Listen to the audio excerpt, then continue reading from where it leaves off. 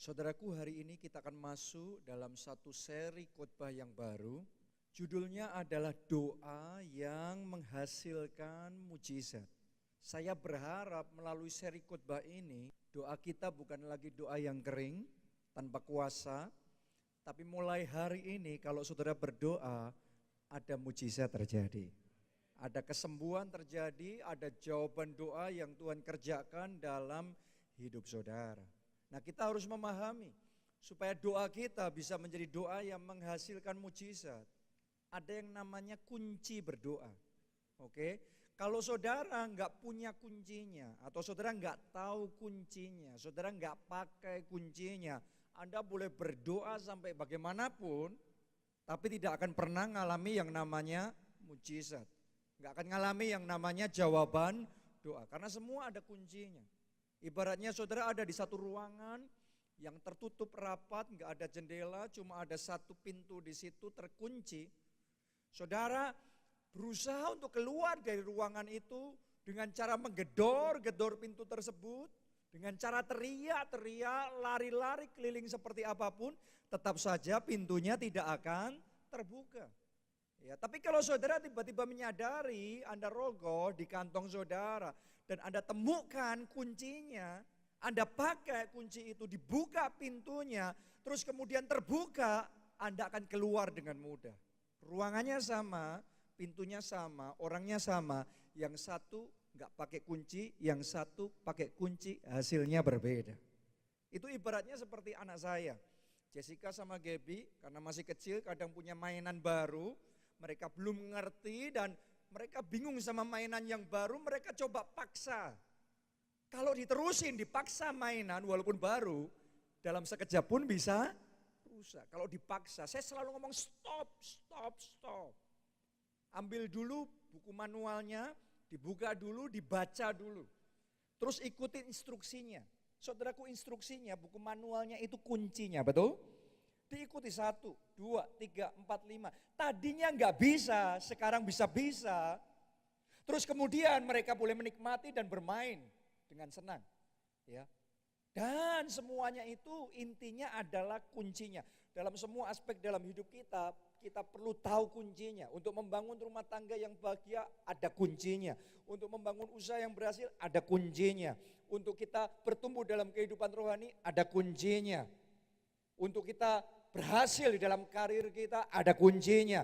Demikian pula untuk berdoa, kita perlu tahu dan menggunakan kunci supaya ketika kita berdoa ada kuasa yang menyertai dan ada mujizat yang terjadi.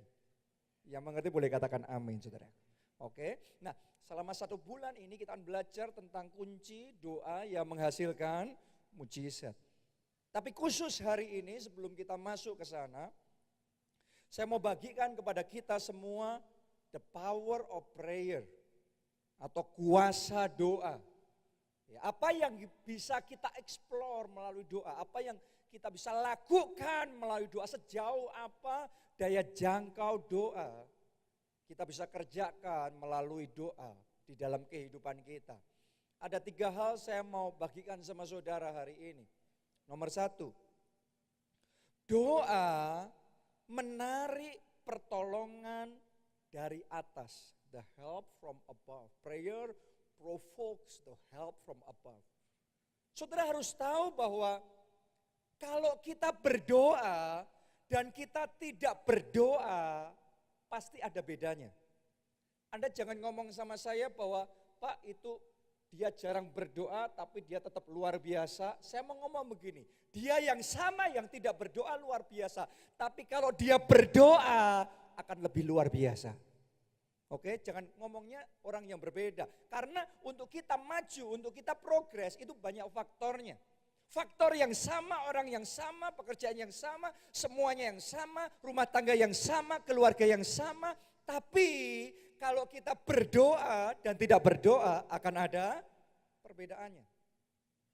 Ya, jadi saudara harus sadar sementara kita berdoa maka akan ada anugerah, akan ada favor dari Tuhan yang dicurahkan atas hidup kita.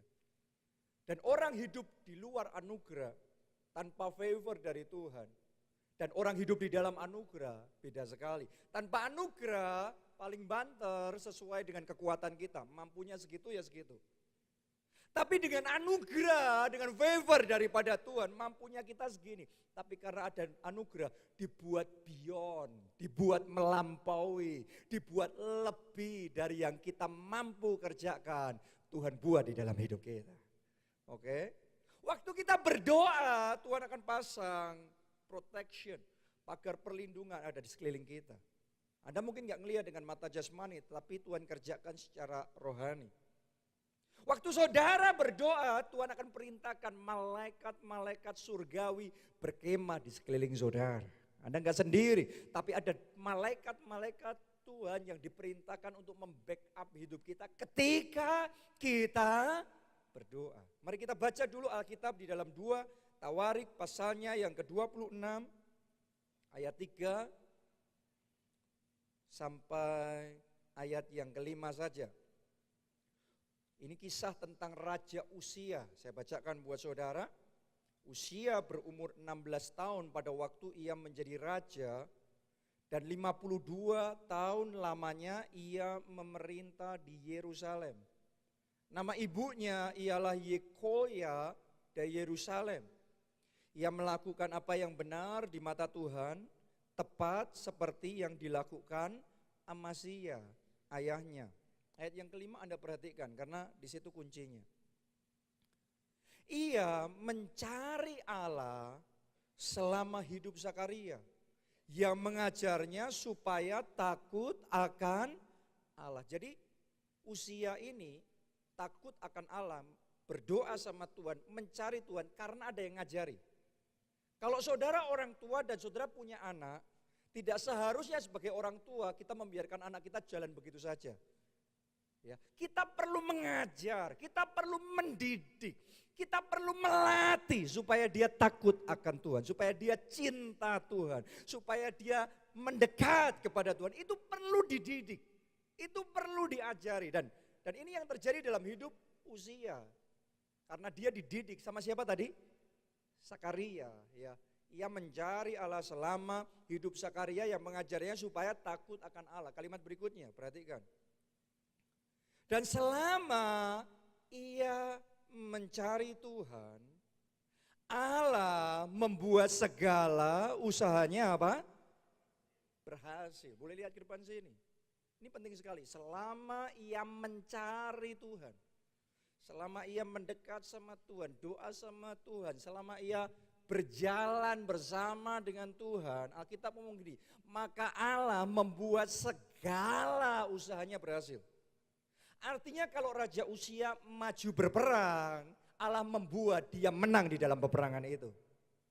Artinya juga kalau ada musuh yang mau menjebak dia, karena di dalam peperangan selalu ada siasat. Kadang-kadang dibuat siasat yang jahat untuk bisa membunuh, mencelakakan dan menjatuhkan Uzia. Tapi karena Alkitab ngomong, selama Uzia mencari Tuhan, Allah membuat segala usahanya berhasil. Kalau ada orang mau mencelakakan dia, entah gimana siasat itu terbongkar. Entah gimana Uzia bisa tahu dan kemudian itu bisa dipatahkan, digagalkan rencananya. Orang bingung. Kenapa dalam hidup Uzia kok seolah-olah gak ada celah untuk bisa menyerang, gak ada celah untuk bisa menjatuhkan. Kalau musuhnya datang untuk mengepung dia, mereka bersatu waktu mendatangi dia. Tetapi karena Tuhan yang berperang, Tuhan yang membela, tercerai-berailah mereka lari tunggang langgang di depan Uzia. Kenapa? Selama ia mencari Tuhan, maka Allah membuat segala usahanya berhasil. Waktu orang lihat semuanya itu, orang kagum, hebat sekali Uzia. Dia perang kemanapun selalu menang. Dia mau ambil wilayah orang lain, dia datang, Tuhan menyertai dan kemenangan terjadi. Orang mau menyerang dia, orang mau menjebak dia, orang mau membunuh dia, selalu terbongkar rencananya. Seolah-olah Uzia selalu ada 2-3 langkah di depan orang lain. Dia selalu menang, dia seolah-olah tidak terkalahkan. Orang kagum, orang heran sama Uzia, kenapa? Karena yang orang lain mampu lihat hanyalah Uzia secara jasmani, yang kelihatan hanya Uzia. Tapi yang mereka tidak sadar begini. selama ia mencari Tuhan, Allah membuat segala usahanya berhasil. Yang orang tidak lihat, ada yang saya sebut the invisible partner. Partner yang tidak terlihat oleh mata jasmani, tetapi yang membuat waktu ia berperang, dia menang. Waktu dikepung, dia bisa lepas. Waktu dijebak, dia bisa bongkar siasat musuh. Dimanapun dia berada, dia menang lagi, dia menang lagi. Bahkan 52 tahun dia memerintah dengan kokoh, dengan mantap. Kerajaannya maju, kerajaannya makmur, diberkati luar biasa. Kenapa? Karena ada satu pribadi, yaitu Tuhan Allah yang bekerja dalam hidupnya. Ada pertolongan dari atas. Waktu dia berperang, ada pertolongan dari atas. Waktu dia memerintah istananya, ada pertolongan dari atas. Waktu dia menghadapi bahaya, ada pertolongan dari atas. Ketika Uzia berdoa, selama ia berdoa, selama ia mencari Allah, maka Tuhan membuat segala usahanya berhasil. Saya berdoa seperti Tuhan lakukan buat Uzia, Tuhan kerjakan dalam hidup saudara. Saya berdoa Tuhan juga akan membuat usaha saudara, segala usaha saudara berhasil. Pekerjaan saudara berhasil, karir saudara berhasil, pelayanan saudara berhasil, kesehatan saudara berhasil, masa depan saudara berhasil. Amin. Ini yang dialami oleh Uzia. Kenapa? Karena selama ia mencari Tuhan. Saya ulangi terus menerus di situ. Artinya begini, yang namanya berdoa seharusnya jadi gaya hidup, yaitu gaya hidup mencari Tuhan. Sebagian orang berpikir tentang doa itu adalah mata ditutup, tangan dilipat, terus kita berdoa. Oke? Sebagian orang berpikir doa itu seminggu sekali di gereja. Saya ngomong sama saudara, yang namanya mencari Allah itu gaya hidup. Saya yakin pagi hari ketika Uzia bangun membuka matanya, pertama dia cari Tuhan terlebih dahulu. Dia doa terlebih dahulu.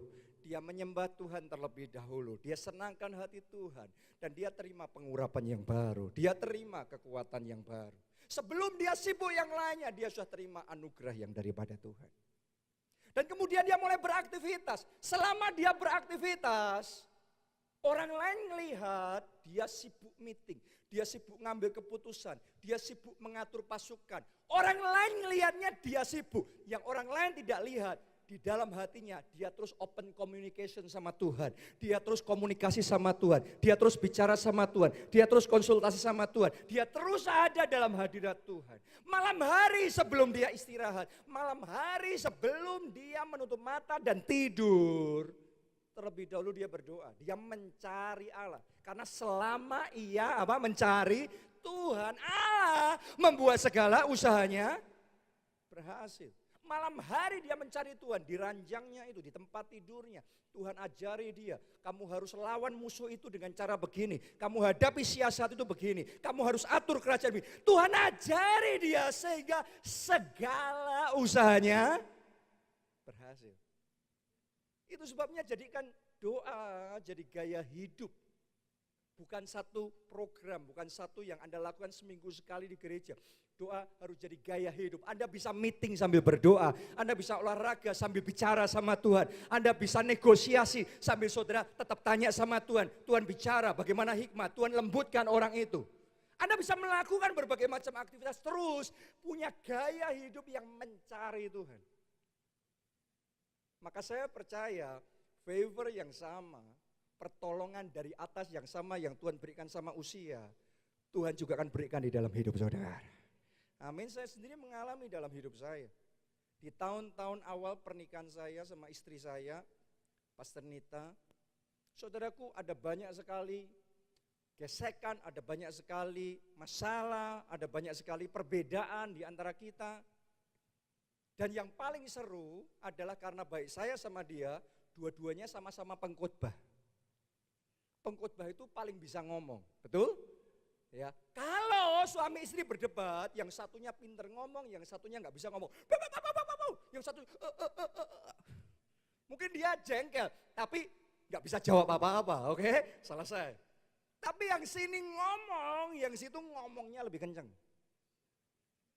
Saya keluarin ayat, hai istri, tunduk pada suamimu. Dia kasih tangan begini, dia buka handphonenya, dibukain ayatnya.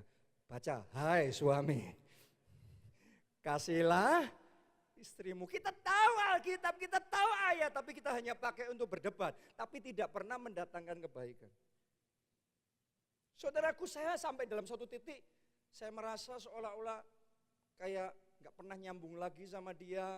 Saya merasa seperti seolah-olah pernikahan sudah jadi kering, bahkan seperti seolah-olah terjebak di dalam pernikahan. Sudah terlanjur menikah, mau gimana, mau keluar gak bisa kan?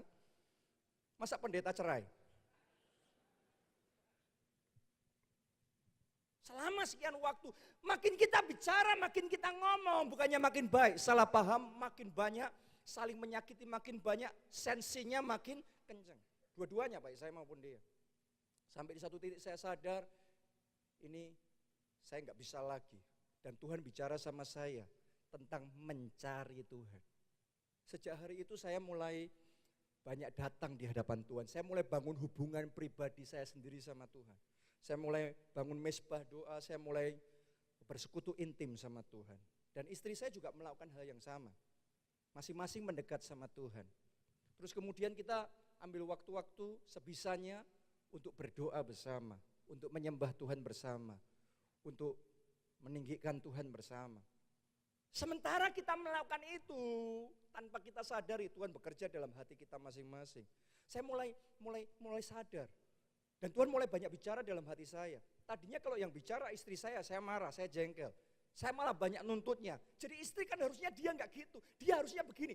Saya banyak dia harusnya begini, dia harusnya, enggak ada habisnya daftar harusnya. Tapi yang harusnya, kenyataannya tidak seharusnya. Oke? Dan dia pun juga sebaliknya sama. Saya banyak enggak terimanya, saya banyak tuntutannya, saya banyak enggak puasnya. Tapi ketika saya ada dalam hadirat Tuhan, Tuhan mulai jamah hati saya. Tuhan mulai rembutkan hati saya. Terus Tuhan mulai bicara. Saya mulai sedikit menuntut, berkurang menuntut, banyak mengevaluasi diri. Saya mulai sadar, oh ya aku yang salah. Aku mau berubah. Saya enggak peduli dia berubah enggak berubah. Saya mulai berubah. Ternyata disayang sama Tuhan juga kerjakan di dalam hatinya. Dia mulai dijamah Tuhan. Dia dilembutkan hatinya sama Tuhan. Terus kemudian dia mulai berusaha berubah. Sedikit nuntutnya, dikurangin nuntutnya. Sekarang mulai berubah. Tiba-tiba kita merasakan atmosfer di dalam pembicaraan kita yang tadinya sensitif sekali. Sekarang tegangan tingginya mulai turun. Terus kemudian bicara mulai nyambung lagi, bicara mulai connect lagi, kita mulai bisa ketawa-ketawa, kita mulai bisa bercanda lagi di dalam pembicaraan. Kita mulai merasakan happy-nya di dalam pernikahan kembali. Hubungan kita dibaharui kembali, pernikahan kita dipulihkan kembali karena ada pertolongan dari atas. Selama kita mencari Tuhan, Ia membuat segala usaha kita berhasil. Jadi hari ini dalam kondisi apapun saudara, saya mau ajak mari kita datang sama Tuhan. Karena ada pertolongan dari atas yang akan membuat hidup saudara berhasil. Pernikahan saudara berhasil, pelayanan saudara berhasil. Visi yang Tuhan berikan dalam hidup saudara berhasil. Apa yang saudara lakukan berhasil. Selama ia mencari Allah, Allah membuat segala usahanya berhasil. Itu yang pertama. Yang kedua,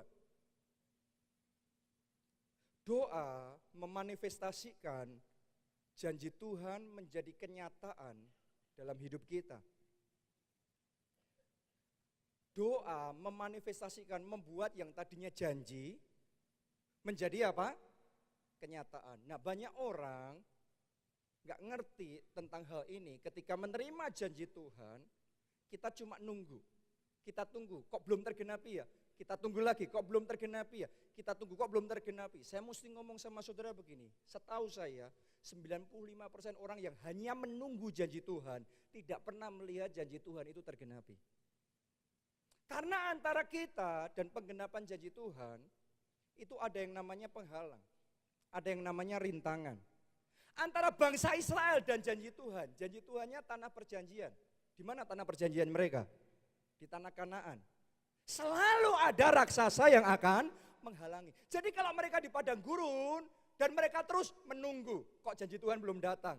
Menunggu, kok janji Tuhan belum tergenapi? Enggak mungkin kan tanah Kanaan bisa pindah terbang sendiri ke mereka?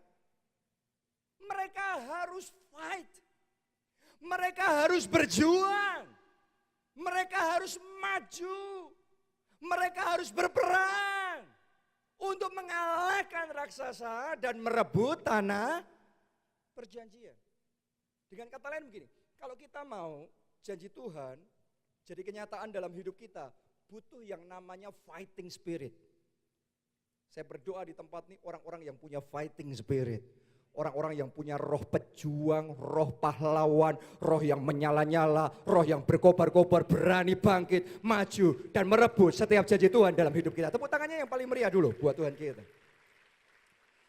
Karena janji Tuhan itu diberikan dalam dua bentuk. Yang pertama janji sepihak, artinya saudara nggak ngelakuin apapun, bagaimanapun keadaan saudara, Tuhan tetap kerjakan.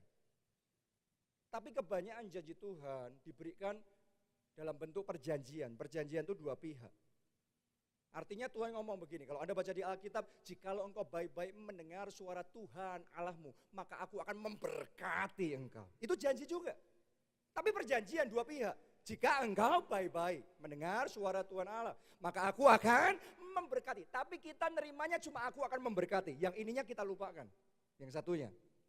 Betul? Terus kita ngomong, kenapa kok janji Tuhan tidak pernah digenapi dalam hidup saya? Hari ini saya mau ngomong sama saudara, butuh perjuangan untuk membuat janji sampai jadi kenyataan.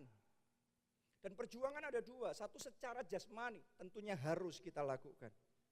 Tapi jangan lupa, yang kedua kita juga harus berjuang dalam alam roh, berjuang di dalam doa. Kita perlu dorong sehingga janji ini jadi kenyataan. Itu Anda perlu dorong, Anda mau kesembuhan, Anda perlu dorong melalui doa, berjuang melalui doa, sehingga janji kesembuhan jadi kenyataan kesembuhan. Sehingga janji pemulihan keluarga jadi kenyataan pemulihan keluarga. Sehingga janji satu orang diselamatkan, seisi keluarga diselamatkan, sungguh-sungguh tergenapi dalam hidup saudara. Anda perlu berjuang di dalam doa. Kenapa kok saya ngomong begitu? Anda nanti di rumah boleh belajar lebih dalam lagi kisah tentang Elia menurunkan hujan dari langit setelah 3,5 tahun tidak turun hujan. Caranya gimana? Caranya dia berdoa dengan segenap hati. Dia mencari Tuhan, dia doa, dia berseru sama Tuhan dengan sungguh-sungguh di dalam doanya. Setelah itu dia suruh bujangnya, coba lihat ke atas. Bujangnya lihat, kembali, kasih laporan, gak ada apapun. Ketika Elia menerima laporan itu, apa yang dia lakukan? Apakah dia berkata, mana katanya doa orang benar bila dengan yakin didoakan, besar kuasanya, mana? No, itu orang yang belum tahu bahwa doa itu harus berjuang. Doa itu bukan sekedar kita nyebut, ya Tuhan turunkan hujan dari langit. Kalau kehendak Tuhan laku turun sendiri. Kalau bukan kehendak Tuhan ya mau apa? Banyak orang berpikir begitu. Kalau kehendak Tuhan saya mau diberkati ya saya diberkati. Toko saya rame ya saya rame. Saya sembuh ya saya sembuh. Tapi kalau bukan kehendak Tuhan gimana? Saya mau ngomong sama saudara. Kalau Elia tidak belajar dan tidak berjuang dalam doa, hujannya juga gak turun. Dia buat janji jadi kenyataan melalui perjuangan dalam doa. Sekali berdoa belum terjadi, dia fight lagi. Dia berdoa kedua kalinya. Terus dia suruh bujangnya lihat. Dan bujangnya lihat, kasih laporan sama, gak ada apa-apa. Dan dia berdoa lagi. Itu ibaratnya, istilahnya, Elia ini sedang nge-push lagi, mengupayakan lagi, mendorong lagi. Gimana yang hujan yang dia percaya sudah Tuhan kerjakan dalam alam roh bisa benar-benar terjadi, dimanifestasikan secara jasmani. Itu harus diperjuangkan. Saudara nggak bisa sekedar pasif dan kemudian berharap tiba-tiba semua terjadi sendiri, mujizat terjadi sendiri. No. Kita harus belajar berjuang di dalam doa. Akhirnya ketiga kali, keempat kali, 5, 6, 7, ketujuh kalinya bujangnya baru kasih laporan. Sekarang sudah ada awan setelapak tangan. Setelah itu Elia berkata, Tuhan sudah jawab doa. Dan dalam sekejap langit jadi pekat sekali awannya, turun hujan yang deras. Lihat baik-baik, mujizat caranya terjadi begitu. Mujizat itu harus diperjuangkan dalam doa. Kalau saudara sudah menikah sekian tahun dan saudara belum juga punya anak dan saudara mau dapat mujizat, dapat jawaban doa, yaitu punya anak. saudara perlu berjuang dalam doa. Oke, yang mengerti boleh katakan amin saudaraku. Kalau saudara mau mengalami terobosan demi terobosan dalam hidup saudara, Anda perlu berjuang dalam doa. Jangan cuma hari Minggu ngomong Tuhan sembuhkan saya sekali selesai. Jangan cuma ngomong Tuhan kasih kami anak, sudah. Cuma kayak nyebut dalam doa, no. Doa itu butuh berjuang. Ada berjuang secara jasmani, harus. Tapi juga jangan lupa berjuang dalam doa. Anda push, Anda dorong. Sampai jadi. Gereja kita dimulai pertama kali 7 orang di kota Solo. Sekarang sudah ada sekitar 30.000 jemaat. Saudaraku, saya mesti ngomong sama saudara, ini terjadinya bukan autopilot. Ini terjadinya enggak sekedar, ya sudah air mengalir, yang penting besok minggu ibadah lagi. Yang penting ya kalau Tuhan menghendaki gereja ini bertumbuh, maka gereja ini pasti bertumbuh. Kalau enggak ya ngapain kita susah-susah, kalau enggak disertai Tuhan nanti juga enggak akan ada pertumbuhan. Saya mau ngomong begini sama saudara, kalau kita punya sikap seperti itu, berapa banyak gereja puluhan tahun dimulai 100, ya sekian puluh tahun tetap 100. Kenapa? Karena enggak dipush, enggak tahu prinsip berjuang dalam doa. Jadi saya tuh sudah melihat dalam perjalanan gereja kita, kalau kita berhenti berjuang dalam doa atau kendor berjuang dalam doa, speednya turun. Tapi begitu kita angkat kembali, kita bangun, kita hantam, kita fight, kita berjuang baik secara jasmani, baik berjuang di dalam doa. Boom. Dari 7 jadi 100. Dari 100 seperti Elia, doa lagi. Boom, 100 jadi 1000. Itu semua melalui proses doa, perjuangan. 1000 jadi 10.000, 10.000 30.000 dan nanti seterusnya. Semuanya itu ada yang namanya proses berjuang dalam doa. Jadi hari ini saya ingin kita semua bisa nangkap dan kita sadar doa bukan cuma nyebut, kita tutup mata terus nyebut Tuhan aku mau ini selesai amin. No, saudara perlu belajar berjuang di dalam doa. Seperti Elia berjuang dalam doa.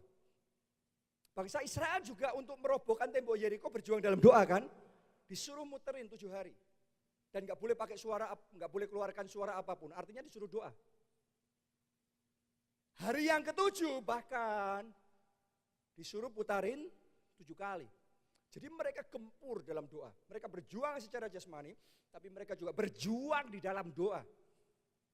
Karena dipush, diusahakan, diperjuangkan. Sampai di satu titik akan terjadi terobosan. Terobosan itu jadi mujizat dalam hidup saudara. Itu cara bagaimana kita fight di dalam doa kita. Banyak orang belum mengerti rahasia ini, tapi hari ini saya mau bagikan sama saudara supaya kita bawa level doa kita naik. Doa yang tadinya hanya sekedar nyebut, ya pokok mau ini Tuhan tolong berkati, Tuhan tolong buka jalan, tolong Tuhan, amin. Tapi saudara sekarang tahu bagaimana berjuang di dalam doa. Jadi apa yang harus kita lakukan waktu kita berjuang dalam doa? Nomor 1, diawali dari mengucap syukur dulu, connect sama Tuhan dulu. Mengucap syukur untuk kesetiaan Tuhan, mengucap syukur karena Tuhan adalah Tuhan yang menggenapi setiap janjinya. Walaupun Anda belum melihat penggenapan janji Tuhan, tapi kalau sudah datang sama Tuhan, jangan sungguh-sungguh, jangan mengeluh. Yang pertama mengucap syukur dulu, menyembah Tuhan dulu, menyukakan hati Tuhan dulu, connect dulu sama Tuhan. Katakan sama Tuhan, terima kasih Tuhan, Engkau Allah yang setia. Bahkan aku tidak setia, Engkau tetap setia.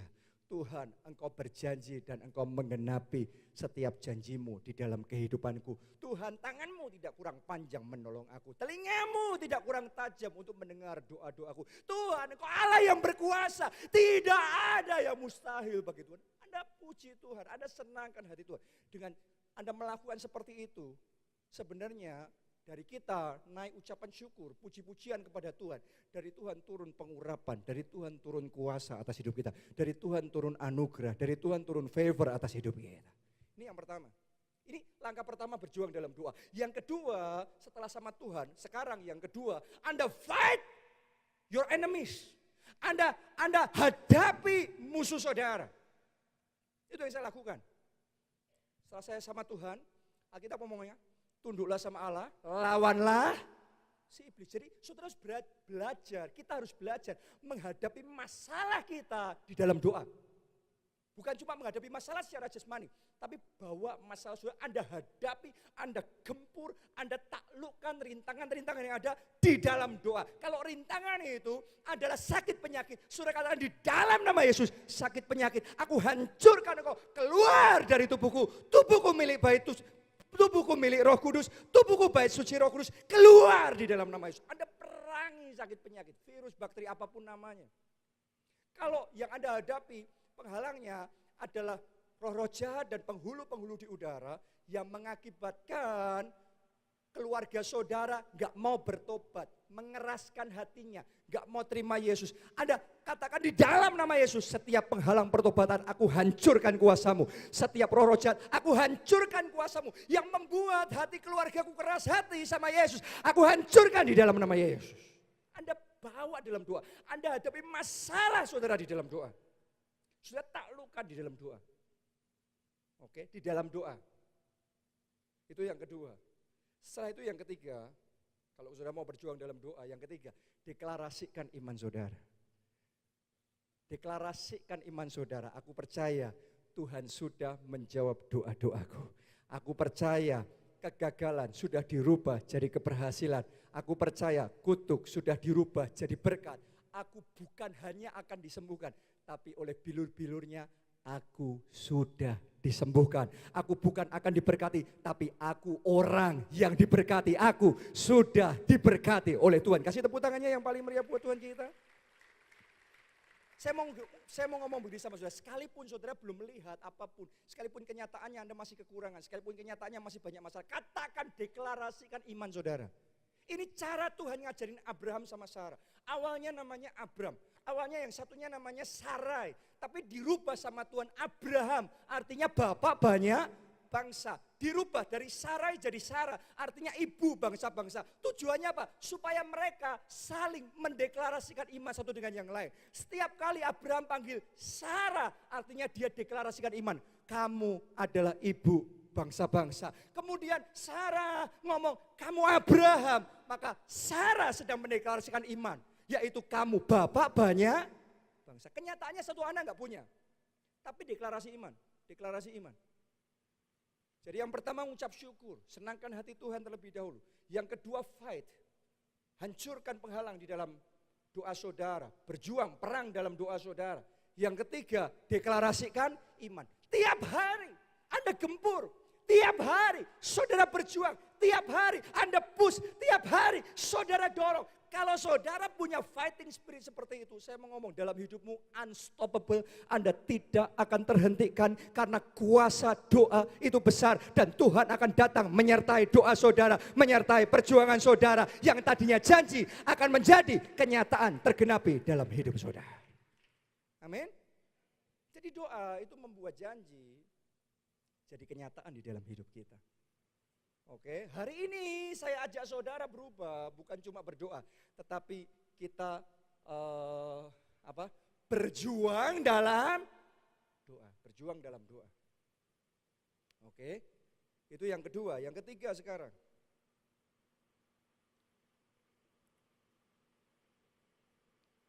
doa membuat kita bisa mengerti tuntunan Tuhan atas hidup kita. Mari kita baca Mazmur 23 ayat 1 sampai ayat yang ke-6.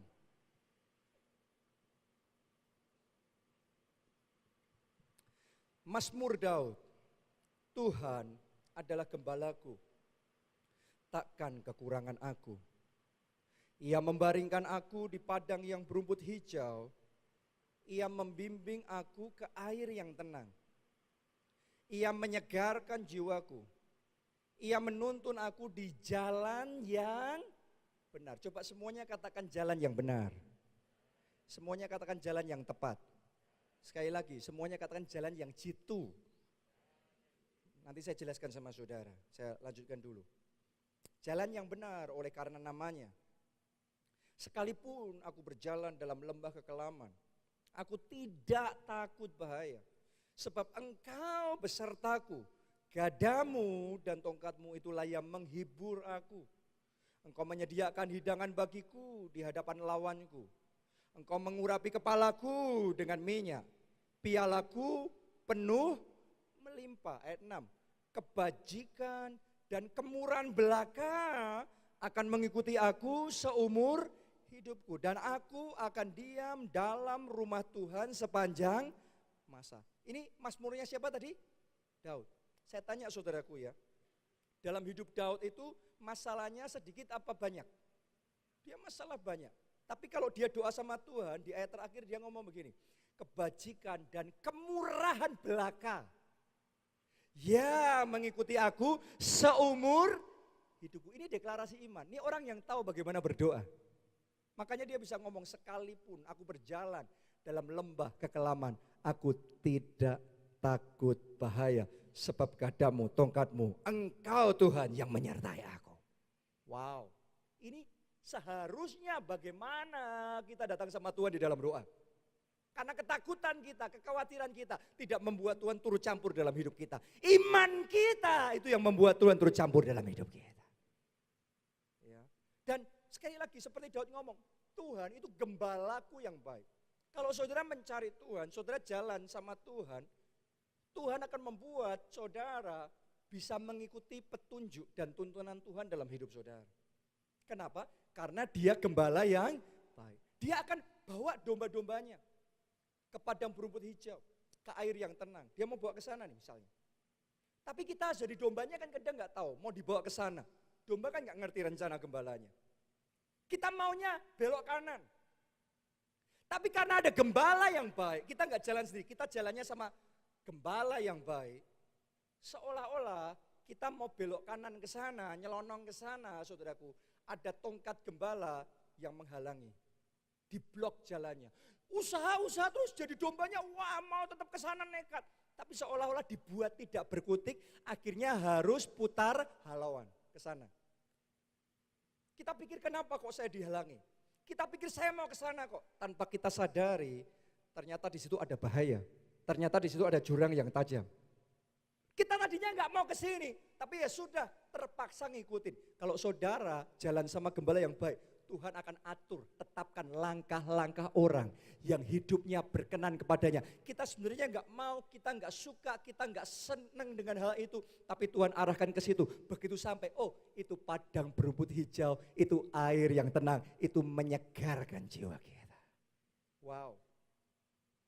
Ini yang dialami oleh Petrus, dituntun gembala yang baik. Dia semalaman berusaha menangkap ikan. Dia kerja keras sekali, tapi dia nggak dapat apa-apa. Terus dia kembali. Dan dia berjumpa dengan Yesus. Kemudian dia mulai jalan bersama Yesus. Yang penting itu berjalan bersama Yesus. Yesus suruh dia, sekarang ayo kita melaut. Masuk ke tempat yang lebih dalam. Akhirnya masuk ke tempat yang lebih dalam. Sampai di satu titik Yesus ngomong begini, ngajarin Petrus nih, tebarkan jalamu di sebelah kanan. Jangan di kiri, jangan di depan, jangan di belakang. Suruh nebarkan di sebelah kanan. Anda harus ngerti loh, Yesus di Alkitab waktu hidup di dunia, dia anak tukang kayu, betul? Petrus ini nelayan sejati sejak lahir. Itu ekspertisnya dia sebagai nelayan untuk menjala menangkap ikan. Bagaimana mungkin nelayan diajari sama anak tukang kayu. Tapi saya mau ngomong sama saudara, gembala yang baik tahu yang terbaik dalam hidup kita.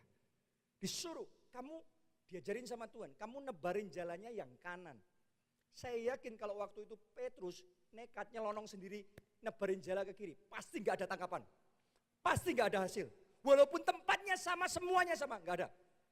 Tapi karena dia ngikuti gembala yang baik, Tuhan Yesus, ditebarkan sebelah kanan. Begitu ditarik, Alkitab mencatat perahu, jalannya hampir robek karena saking banyaknya tangkapannya. Wow. Saya berdoa dalam hidup saudara yang selama ini nggak punya tangkapan, nggak dapat tangkapan, nggak ada hasil, nggak ada buah dari perjuangan saudara. Mulai hari ini Anda berjalan bersama dengan gembala yang baik, dan ketika Tuhan menuntun hidup saudara hari ini, tahun ini 2016. Tahun kemenangan akan jadi kenyataan dalam hidup saudara. Akan ada tangkapan yang besar, kemenangan yang besar, buah yang luar biasa, hasil yang luar biasa. Tuhan kerjakan dalam hidup saudara. Ini yang dialami oleh Petrus. Kadang-kadang dalam hidup saya juga mengalami hal yang sama.